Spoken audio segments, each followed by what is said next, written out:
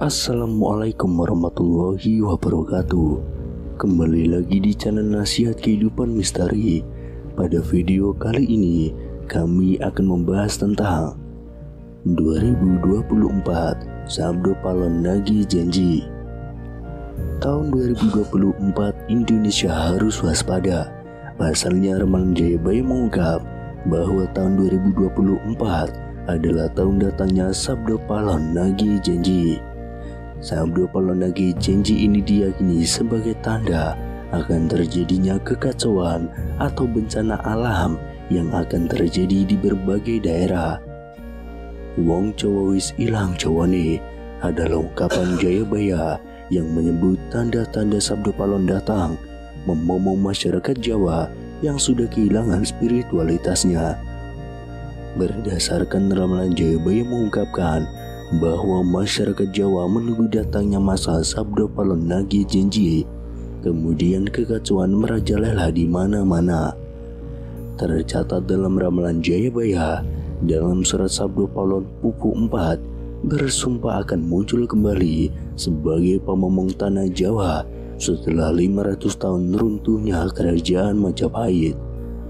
Apabila dihitung 500 tahun dari kerajaan Majapahit runtuh, yaitu pada tahun 1478, maka ramalan datangnya masa Sabdo Palon Nagi Janji jatuh pada tahun 2020 hingga tahun 2024. Pertanda meletusnya Gunung Merapi yang dijelaskan dalam Pupuh 5 dalam surat Sabdo Palon yang berbunyi, Kulon damel pratondo tembayang mami hardi Merapian jepluk midi lahar, lindu pengpitu setino kaline banjir bandang, yang artinya saya akan membuat pertanda sebagai janji teguh saya apabila Merapi sudah meletus mengeluarkan lahar dan terjadi gempa bumi 7 kali dalam sehari serta banjir bandang akan datang.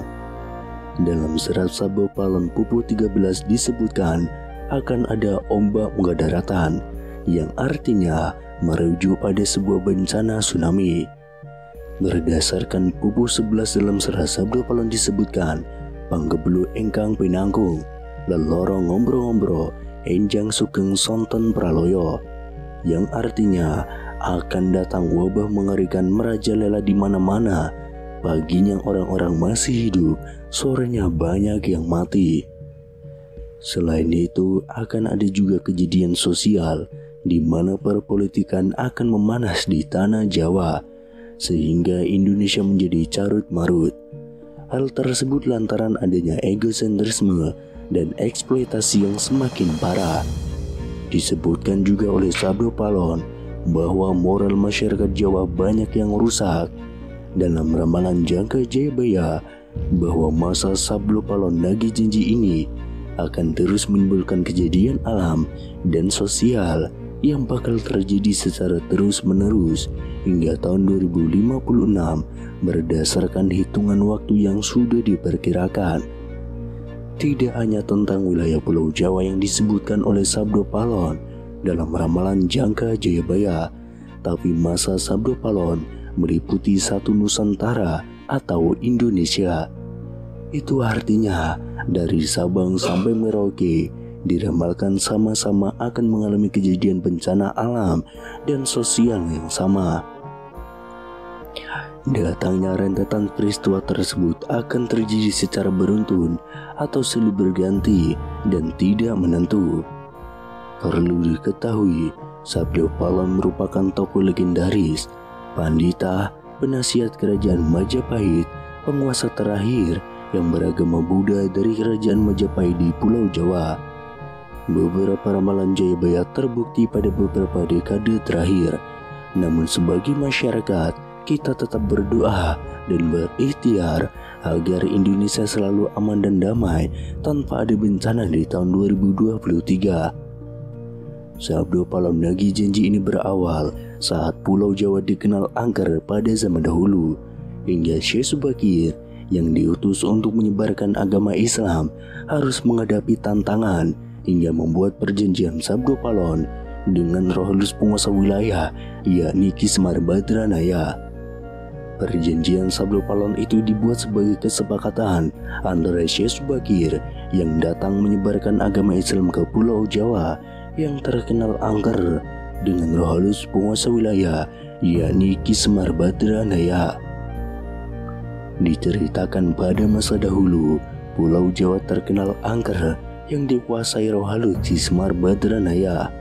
Kedatangan Syekh Subakir yang diutus oleh Sultan Turki, Sultan Muhammad I, untuk syiar agama Islam.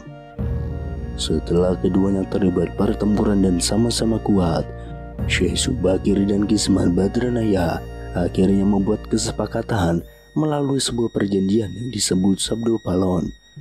Namun kedatangan Syekh Subakir dalam melakukan syiar Islam di Pulau Jawa saat itu harus mendapat rintangan hingga harus membuat perjanjian dengan Ki Semar Badranaya sebagai roh halus sebagai dahyang atau penguasa wilayah tanah Jawa. Syekh Subakir dikenal sebagai orang yang berhasil menumbali Pulau Jawa yang terkenal angker dan wingit pada dahulu kala.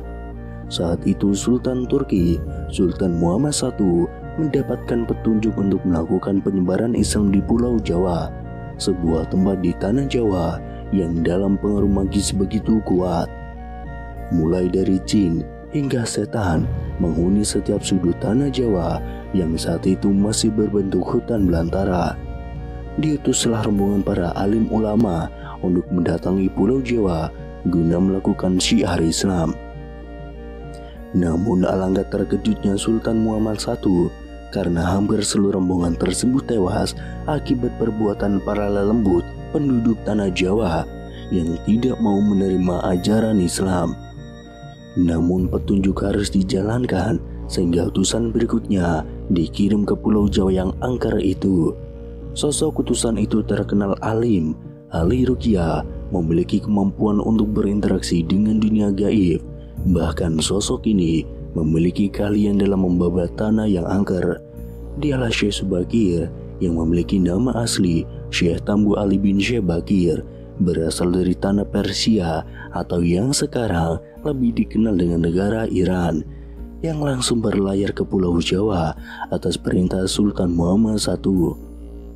Sesampainya di Pulau Jawa, Syekh Subakir langsung menuju ke Gunung Tidar yang diyakini sebagai titik pusat dari tanah Jawa.